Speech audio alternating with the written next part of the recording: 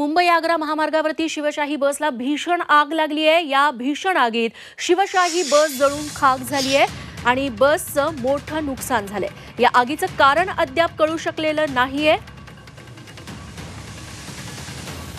धुळ्यात हा प्रकार घडलेला आहे। मुंबई आग्रा महामार्गावर शिवशाही बसला अचानक आग लागली। ही आग लागली त्यावेळी बसमध्ये नेमके किती प्रवासी होते, सगळ्यांना सुखरूप बाहेर काढण्यात आलंय का, याचे तपशील देखील थोड्याच वेळात हाती येतील। सध्या अग्निशमन दलाची गाडी इथं पोहोचली आहे आणि आग विझवण्याचा प्रयत्न सुरू असल्याचं दृश्यांमधून दिसतंय।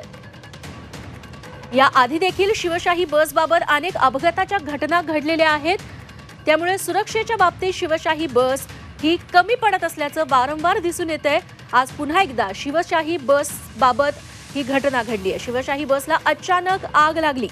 ही आग लागली तेव्हा कुणी प्रवासी यातून प्रवास करत होते का, किती प्रवासी होते, त्यांना वाचवण्यात आलंय का, कुणी जखमी झालंय का, याबद्दलचेही तपशील मिळवण्याचे प्रयत्न सुरू आहेत।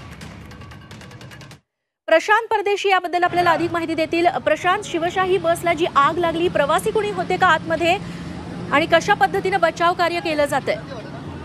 निश्चितच ही एक मोठी दुर्दैवी घटना म्हणावी लागेल, पण सुदैवाने याच्यामध्ये कुठलीही जीवितहानी झालेली नाहीये।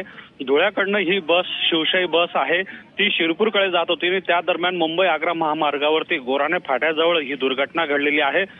आगीचं कारण अद्याप अस्पष्ट आहे, मात्र एसी मुळे अथवा टायराच्या घर्षणमुळे ही आग लागली असण्याची शक्यता वर्तवली जात आहे। पोलीस याचा तपास करीत आहे। नरडाणा MIDC मध्ये जे अग्निशमन बंब आहेत त्यांच्या माध्यमातून या आगीवरती नियंत्रण मिळवण्यात यश मिळालेलं आहे। या बसमध्ये नेमके किती प्रवासी होते ही माहिती अद्याप समोर आलेली नाही। बसचा चालक हा दहशतीमध्ये आहे, भीतीमध्ये आहे, त्यामुळे त्याला नेमकी माहिती ही पोलिसांना सांगता येत नाही अशी परिस्थिती आहे।